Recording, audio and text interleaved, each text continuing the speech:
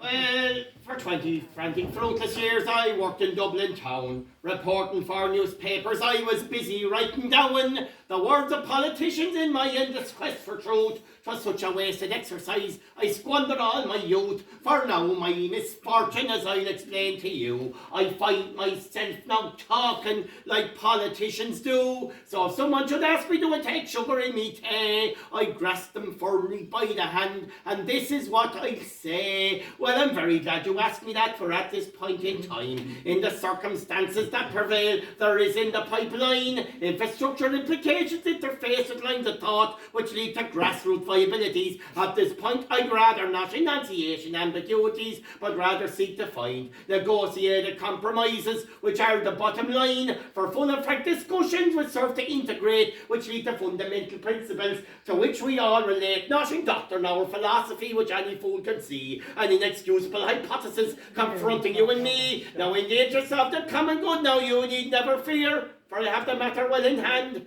and I'm glad I've made things clear. Now, as you can imagine, this has greatly shaped my life. An example was on the day on which I wed my wife. All went well until the priest, he asked me with a smile, do you take this woman for your wife? And swiftly I replied, well, I'm very glad you asked me that, for at this point in time, in the circumstances that prevail, there is in the pipeline infrastructural implications interface with lines of thought which lead to grassroots viabilities. At this point, I'd rather not enunciation ambiguities, but rather seek to find negotiated compromises which are the bottom line for full and frank discussions which serve to integrate, which lead to fundamental principles to which we all relate, not in doctrine or philosophy which any fool can see, an inexcusable hypothesis confronting you and me. Now, in the interest of the common good, now you need never fear, for I have the matter well in hand, and I'm glad I've made things clear. Now I'm lying on my deathbed and I'm faced with mortal dread, for shortly I know I'll certainly be dead.